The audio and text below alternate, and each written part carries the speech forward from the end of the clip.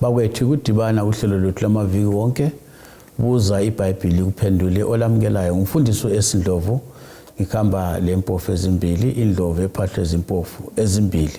Silokho sikhuluma ngencwadi kaSambulo sesibange emaphethelweni lethemba lokuthi akasilandele eduzane libusekile kakhulu ngale incwadi ekaSambulo. Uthani ngithi abafundisi basamukele andubana singene namhlanje sizafinqa isahluko sokugcina esika 21 pho sesokugcina kulo 22 yebo kodwa sizakhangela isahluko sika 21 bese sibhuqa kwelamaviki adlulile. Bafundisi samukele nini. Siyabonga mfundisi, salibonani balaleli, siyadibana njalo kuhlelo lwethu lwamaviki wonke uza iBhayibheli kuphendule. Okhulumayo umfundisi uMpofu CK. Salibonani balaleli, kuyintokozo njalo ukuhlangana kwethu kuleli iviki lapho esifunda khona ilizwi likaThixo. uNkulunkulu kasenzele umusa aqhubeke esincedisa kulizwisisa lokubana siliphile ezimpilweni zethu lenze umahluko silungiselele ukuyahlangana laye uJesu. Umfundisi OB Mpofu, siyabonga. Siyabonga abafundisi balaleli, siyababonga abafundisi ukubana basincedise basichasisele indaba ezimnandi kangaka abasinika zona singabhadalanga lutho. Ngithanda ubana singakangena esifundweni sethu namhlanje ngiphinde inombolo zocingo ukuze mhlawumbe ufisa ukuzwisisa ngcono kukhona ukukhuthileyo kunye sikhuluma esiphangisa ufuna ukuchasiselwa. Inombolo zocingo 0718 04 abathathu 196 0718 444 196. Kumbe ufuna ugwalo iGreat Controversy ngesilungu impikiswano phakathi kaKristu loSathane, siyakuncedisa ukuthi uluthole ngoba yilo lichasisa ngensuku zokugcina lencwadi kaSambulo lekaDaniel. Bafundisi siyabonga kakhulu ukusincedisa ukuzwisisa incwadi ezikhuluma ngensuku zokugcina. Namhlanje sizama ukuthi sigoqele isifundo sethu kakhulu sikhangele uSambulo ngo21. Sikhuluma ngabantu abazaba izakhamuzi zeJerusalema elitsha. Ngiyakwazi ukuthi nxa ungathiwa kule ndawo enjalo lapha mfundisi CK siyagcwala sonke lapha sibhalisa amabizo kakhulu. Ngibone ngazathi ke lizancedisa abalaleli ukuthi lindawo elikhuluma ngayo bangabhalisa kubani, kumbe ngusebhuku, kumbe ngukhansela, kumbe ngumMP, kumbe ngubani. Ngabona lizasincedisa lapho ukuthi sizwisise eBhayibhelini bana siqala ngaphi. Sizaqala ngokuthi sifunde uSambulo 21 sesike sayibala kanengi kodwa ke akudinisi ukuyiphinda. 21 verse 7 siya ku11 mfundisi CK siphinde sibale verse 27 khona phana. Siyabonga. Sambulo ngo21 verse ngelika 7 ithi yona ke onqobayo uza kudla ilifa lalezi zinto. Ngiza kuba uNkulunkulu wakhe yena abe yindodana yami. Kodwa amagwala labangakholwayo labangcolileyo lababulali leziphingi labathakathi labakhonza izithombe labo bonke abaqambi bamanga isabelo sabo siza kuba ecibini elivutha umlilo lesolufa okuyikufa kwesibili. Kwase kusiza esinye isithunywa kweziyisikhombisa ezazilemigano eyisikhombisa egcwele izifo eziyisikhombisa sakhuluma lami sisithi woza lapha ngikutshengise umlobokazi umkawundlu. Sahamba lami ngigcwele umoya saya entabeni ende sangitshengisa umuzi ongcwele waseJerusalema usehla phansi uvela ezulwini kuNkulunkulu. Kulenkazimulo kaNkulunkulu ukukhanya kwawo kwakunjengelitshe elihle kakhulu elinjengelitshe elithiwa yiJasper elicwazimula kakhulu. Verse ngo27 kodwa kakusoze kwangena ulutho olungcolisayo kuwo kanye loyedwa owenza amanyala lenkohliso kuphela abalotshiweyo encwadini yokuphila eWundlu. Siyabonga mfundisi. Kuphela awusozongena lo yedwa uthalo kade ungene njani kunjalo. Akusihlomulele mfundisi khona lapho ukuthi izithembiso lezi zisincedisa kanjani. Siyabonga. Uvesi ngo7 sesimbalile futhi ukuthi onqobayo ngamanye amazwi abazangena emzini weJerusalema ngabanqobayo. Ngabazanqoba. Ngabazanqoba. Ngabazanqoba. ibisisithi yibo futhi abazakudla ilifa lezi zinto uNkulunkulu abe nguNkulunkulu wabo bona babe ngamadodana lamadodakazi akhe. Uvesi ngu7 nalo uvesi ngu11 ibisitshela ukuthi inkazimulo yakhona esemzini wona lo ngenjani. Kodwa ke ngithanda kakhulu ivesi ngelika 17 lelika 26 ibisisithi walinganiswa umduli wawo wawuyizingalo ezilikhulu lama-40 lesilinganiso sabantu esasisetshenziswe isithunywa. Alright, siye ku26 abese sithi kuza kulethwa kuwo ubukhosi lodumo lwezizwe. Usithi ukuthi emzini lo kuzabe kulobukhosi bonke esingabucabanga obutholakala ezizweni ezahlukeneyo. Lodumo lonke esingalucabanga olutholakala ezizweni ezehlukeneyo. Kodwa usambulo ngochapter 3 sadlula kuwo emavikini adlulileyo ikakhulu ivesi ngelesihlanu lesi12 ithi yona ke ivesi ngu5 kusambulo ngochapter 3 onqobayo uza kwambathiswa ngokunjalo ingubo ezimhlophe kangiyikulesula ibizo lakhe encwadini yokuphila ngoba ngiza kulivuma phambi kukaBaba laphambi kwezithunywa zakhe. So abaza kunqoba iBhayibheli selisicasisele lapha kubana ke waza kuphiwa ingubo ezimhlophe.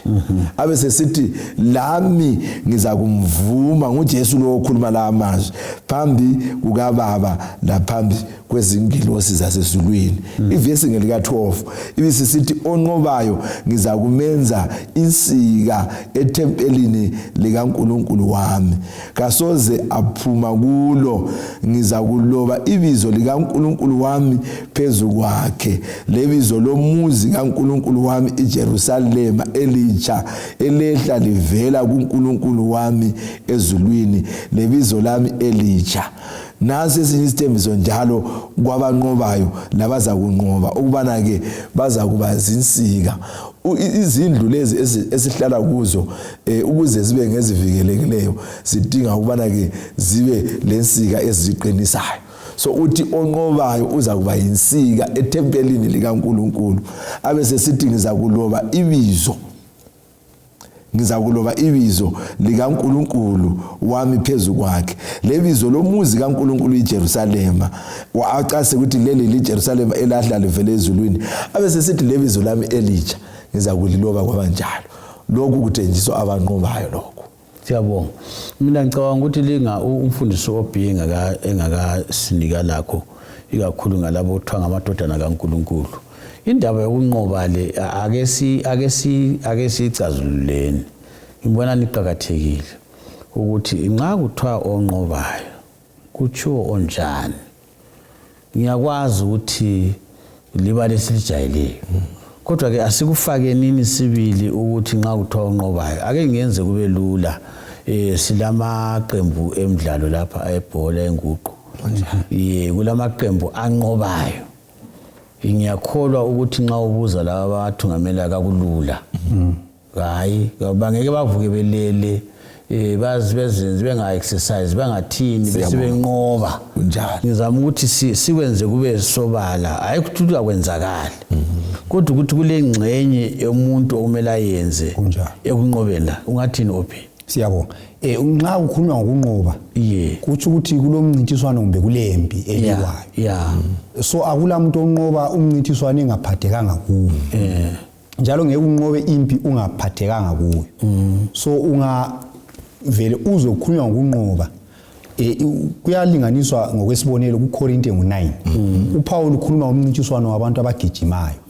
So uPaul uthi yena ngiyazidinda umzimba wami ukuze ngingathi sengichumayelile mina bese ngisehlule ukuchaya umgomo.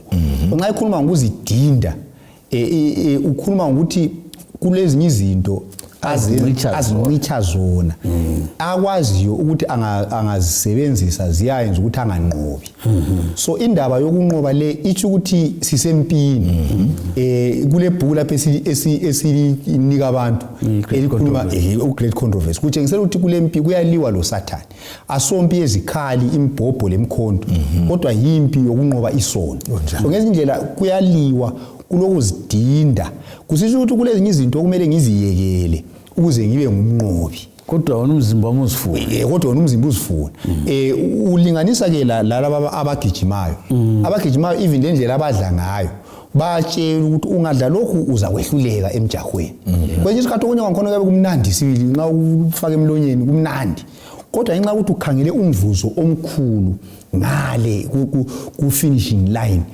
uyayekela lokhu okukhanya sengathi kufunwa ngumzimba uzidinde ukuthi ayikuzidinda uyekela izinto ezifunwa inkanuko zenyama ukuze uthole umvuzo ukuze unqobe ngoba emjahweni abanye bayagijima ekuthiwa imarathon marathon ifuna ukuphikelela so isiKristu singasifanisa le marathon ukuthi imarathon yempilo yonke so kudinga abantu abaphikelelayo ababekezelayo abangasoze badinwe endleleni so nxa iBhayibheli ikhuluma ngokunqoba kudinga ukuphikelela kudinga ukuzidinda kudinga ukuzimisela umusa kaNkulunkulu usincedisa ngiyabonga mfundisi khonapho lincedisana ukuthi ngidlule kancane ngiyakhumbula ngileli ilunga lebandla umzalwane wabhaphathizwa kodwa wayehlutshwa ligwayi sikhuleke sizile ukudla angani uyaliyekela abuyele sempemile futhi akhalele nyembezi khuleke so ngizama ukuchasisa ukuthi kulabanye abantu kumbe butshwala bekuyini okumehlulayo njalo okuyinto okumlahla phansi ukuthi lokho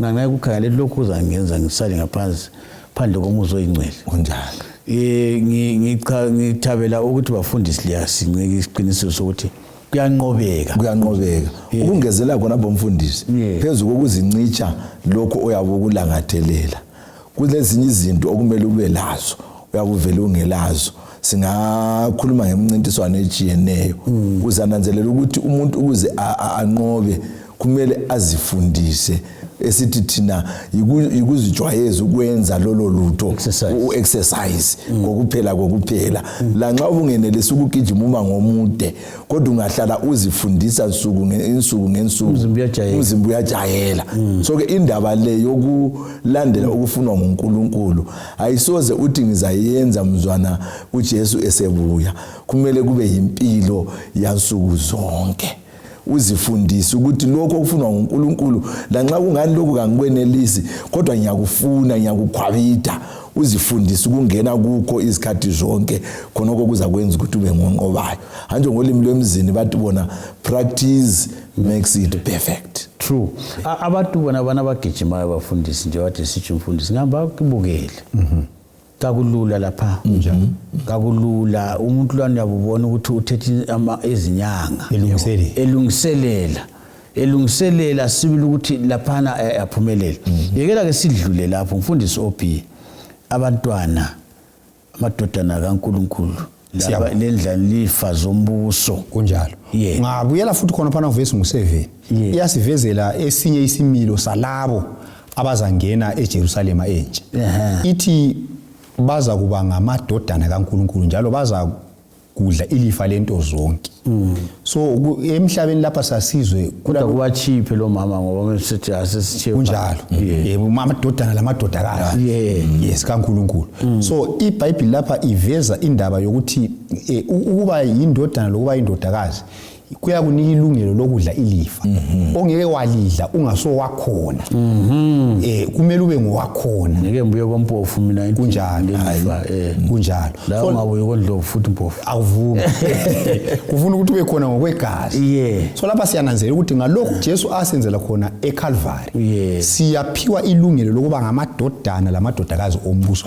bese siba lamandla okudla leli lifa so abazangena eJerusalem elitsha ngabalelungelo abaliphiwa ligazi lika Jesu ukuthi babe ngamadodana lamadodakazi ombuso ukuze bayenelise ukuyakudla ilifa ngezinye abanye sasizwe kuthiwa ukuthi baze bavunyelwe ukudla ilifa sasizokuthiwa kumele uhambe ecourt baze baku-adopte ngokusemthethweni ube subizwa la ukuthiwa ungakhona ngokusemthethweni kusayinwe phansi amaphepha but kodwa nxa ungenzanga njalo awungeke udle ilifa.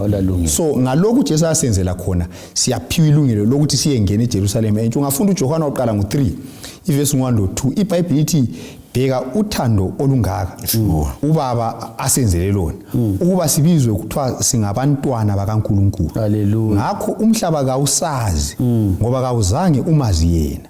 Bathandekayo singabantwana bakaNkulunkulu khathesi kakukavezakali ukuba siza kuba njani kodwa siyakwazi ukuba namhla ebonakala siza kuba njengaye ngoba siza kumbona njengobana enjalo. Haleluya. Indaba emangalisayo indaba yothando sigcizelela kakhulu ukuthi lawe ungaba lelungelo lokuthi ube njengoJesu ngoba uthandiwe wabizwa kuthiwa uyindodana lendodakazi kaNkulunkulu. Ulelungelo elikuyangena eJerusalema udle ilifa elilungiselelwe abantwana bakaNkulunkulu. Usithi ngabe ngiyeqantsha indandanda mfundisi CK akusibalele uJohane 1:12 mbonani engeza kakhulu mbonani engeza khona umcijo wakho obekayo mfundisi uthe ukhuluma ngayizwa ibile ekhanda lami lapho kunjalo uJohane 1:12 ithi yona lapha uJohane ngo-1 ivesi ngelika-12 kodwa bonke abamamukelayo wabapha amandla okuba ngabantwana bakaNkulunkulu labo abakholwa ebizweni lakhe abangazalwanga ngegazi lomuntu langokufisa kwendoda kodwa bazalwa nguNkulunkulu. Haleluya. I-authority amandla lathi igunya lelo ngesindebele. Siyabonga. Mfundisi CK indaba yokuthi balebizo lika baba emabunzini abo. Sichasisele ukuchoni nxa sifunda uJohane uSambulo 7 verse 3 lo 14:1 kusiya ku5. Siyabonga. Sambulo ngu7 ivesi ngelesithathu ithona ke ngase ngibona esinye isithunywa siphuma empumalanga sisithi lingoni umhlaba lolwandle lezihlahla size sibeke uphawu lukaNkulunkulu wethu emabunzini ezinceku zakhe. So singananzelela ukuthi uphawu ngithemba sonke siyakwazi ukuthi uphawu sijayele ukulufaka ezinyamazaneni izifuyo inkomo imbuzi obabhemi. So uphawu esilufakayo alufanani olwakondlovu lolwakompofu ngoba luyabe luveza ukuthi isifuyo lesi ngesakozibani. So uphawu lolu esifunda ngalo lapha encwadini kaSambulo luveza ukuthi labo abazabekwa uphawu ngabakaNkulunkulu nguye umnikazi wabo. Uvesi isahluko ngesikaSambulo ngo14 ivesi ngelakuqala usiya kwelesihlanu ithi yona ke ngase ngikhangela ngabona iwundlu limi entabeni yaseZiyoni kumi kanye lalo abayizinkulungwane ezilikhulu-144 abalotshwe ibizo lalo lelikayise emabunzini abo. Abesesithi ngase ngisizwa ilizwi livela ezulwini linjengelizwi lamanzi amanengi lanjengomdumo omkhulu lelizwi engalizwayo lalinjengelabachaya amacaco abo bahlabela ingoma entsha phambi kwesihlalo sobukhosi laphambi kwezidalwa ezine eziphilayo laphambi kwabadala. Ngakho olamandla okuyifunda leyo ngoma kuphela abayinkulungwane ezilikhulu-144 abahlengiweyo emhlabeni. Labo yibo abangangcoliswanga isifazana ngoba bazigcina behlambulukile. Yibo abalandela iwundlu loba lisiya ngaphi. Labo bahlengwa ebantwini baba izithelo zokuqala kuNkulunkulu lakulo iwundlu. Ngamanye amazwi sivezela ukuthi uNkulunkulu lapha kulezinto ezimbili esizitholayo lapha. Uphawu luveza ukuthi ngaba kaNkulunkulu. Bese sitshelwa lapha kuSambulungu chapter 14 ukuthi laba abazaba ngaba kaNkulunkulu bahlengwa ebantwini emhlabeni. Kusitsho ukuthi lami lawe mlaleli singavuma ukuhlengwa, sivume uphawu lukaNkulunkulu lubekwe kithi. Nxa kuthiwa luyabekwa akusoze kube yinto ekanyayo, kodwa ukuthi ukukholwa kwethu lesimilo sethu siyabe sesifuze isimilo sikaNkulunkulu. Siyabonga mfundisi, siyabonga kakhulu umfundisi OB. Nxa sesigqiba laphana ubakhonza uNkulunkulu bangabakhonza. So abantu laba abazangena njalo emzini ongcwele ngabantu abakhonzayo. Ngiyambona nxa ku abadlala inguqu laba awungeni engelanga lomdlalo ungazange uqale uyelungiselele. Kumele uqale ulungiselele. Yikho ukuthi sasibona sisakhula esikolo kolabanye babejayela ukulova ku training. Abe sebuya ngelanga le match yakhona umdlalo wakhona babengangeni. So lapha siyabona ukuthi abantu laba abayongena emzini ongcwele ngabantu abakhonza uNkulunkulu khathesi. Kumele babe ngabantu abakhonza ngoba ngale eJerusalem entsha kuyabe kukhonzwa iphakade lonke. Amen. Yiyo into eyabisenziwa ngabangcwele.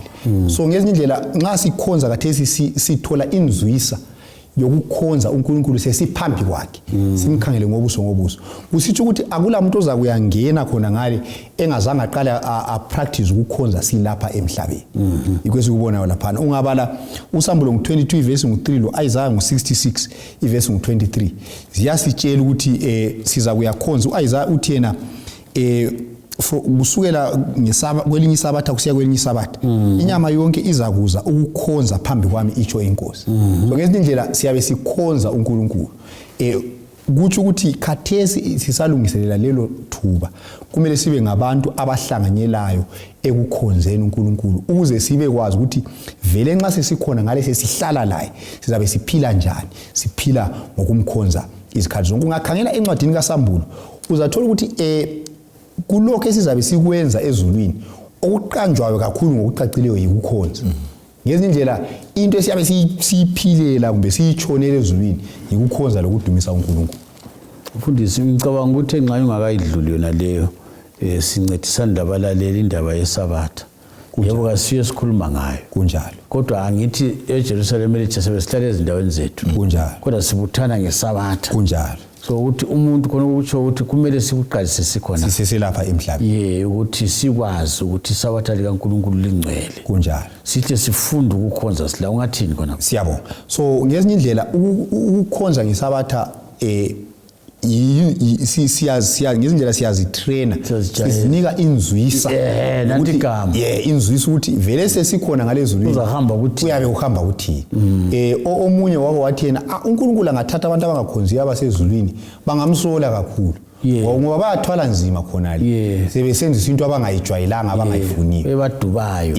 So ngezindlela ukuze singahlupheki ekhaya ezulwini kumele siqalise ukugcinisa abathakathesi ngoba akucabange iphakade lonke usenza into ongayithandiyo. So kumele sithande isabatha likaNkulunkulu hle simkhonze kathesi ngesabatha njengenzwisa yalokho esiyakwenza eJerusalem elitsha. Mfundisi Mpofu siyabonga OB. Mfundisi Mpofu sikhe sincedise ngendaba yelungelo lokungena emzini ngamasango. Siyabonga mfundisi wami. Ngizafunda lapha eIsaiah 55 ivesi ngelakuqala ngiyuma kwelesithathu bese ngicina ngoSambulungu 21 ivesi ngelika6.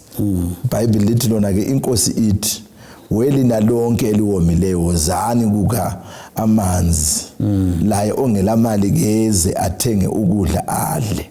Wozani lithenge iwayini locako okungabizi imali. So lolu lubizo uNkulunkulu asibiza ngalo. Ungaya kuSambulo lapha ngo21 ivesi ngelika 6 uthi yena ke wasesithi kimi sokwenzekile ngingu Alpha lo Omega okuqala lokugcina omileyo ngizakumnathisa ngesihle emthonjeni wamanzi okuphila. Yeah. Uziveza lapho uJesu ukuthi nguye wakuqala lokugcina. Uyanxusa ukuthi nxa sisizwa ubunandi bezulu elitsha lomhlaba omutsha leJerusalema elitsha kasize yena oza kusinathisa emthonjeni wamanzi okuphila. Mfundisi khonapho bale khona kule ndawo ukhunya kunatha emthonjeni le eminye kunjalo mfundisi engancedi lutho ukuthi wonke umuntu ulokoma kunjalo kodwa omunye umuntu uyathe omile ayedinga utshwala kunjalo mfundisi ukuthi anatha amanzi kunjalo kumba natho kunye uJesu abese sithi licithelana imali kulokho okungalesilisiyo okungelayo yedwa so mbona ngazathi kuqhakathekile ukuthi abantu banganathi amanzi angasomanzi kunjalo mfundisi ngokulamanzi angamanzi singathini ngamafitshane ukunxusa xa sivala isifundo salamhlanje encwadi kaSamuel 21. Siyabonga. Indaba ikhona apha ukuthi kudinga ukuthi womele uJesu. Yinto edingakalayo. Udinga ukuthi inhliziyo iwomele uJesu. Ungomela uJesu kuthiwa uyathola amanzi okuphila. Amanzi ukuthi unganatha asoze uphinde ufe futhi. So ngezinye indlela ngilokukholwa ukuthi olaleleyo lapha nxa efana lami kona lo mhlaba uyakafelwe nokufa uyakwesaba. Kodwa nansi indaba kulamanzi okuphila. Angathengwayo, angafuni imali, angafuni imfundo, angafuni kunotha, angafuni inkomo eziningi. Afuna ukuthi umuntu omele uJesu amvumele angene enhlizweni. Uyafisa yini ukuthi ube sedorobheni leli? iBhayibheli lithi kuyavuma ukuthi ungene khona ngokomela uJesu lokumamukela njengenkosi lomsindisi wempilo yakho. Konke lokho kade sikuthinta emavini la amabili ungakudla kube lilifa lakho ngoJesu. Siyabonga mfundisi CK. Lo ozayo geze anathe amanzi okuphila esiwathole elizweni likaNkulunkulu. Siyabonga abafundisi balaleli nasi indaba abafundisi bayasinxusa uJesu yasinxusa ukuthi ozayo geze omleyo geze anathe amanzi angalambatala. Anti kunjalo bafundisi kunjalo. Amanzi angala akudingi ukuthi ubhadale ulutho yo amanzi okuphila. Nanku umuzi kuSamuel 21 sifunde ngawo siyayigqiba ku22 umaviki alandelayo kodwa 21 usipendele wasicombela umuzi lapho wena lami esilendawo khona ngishiya kulunxuso kuwe ukuthi woza unathe amanzi ngesihle. Amen. Mina engakucela khona ukuthi abafundisi laba obabona la kasiyenhlangana phakathi komuzi oyingcwele kulilungelo lakho ukuthi ungene phakathi. uJesu nguye kuphela oyipassport nguye oyipassword yokuthi ungene kulowo muzi. Kasidibane njalo kuvikelizayo ngesikhathi sifanayo sigqiba indaba kaSambulo ngomuzi kaNkulunkulu lapho ongasoze ufe khona, ongasoze ugule khona, ongasoze uguge khona. Inkosi kubusise sidibane njalo ngevikelizayo. Siyabonga. Amen.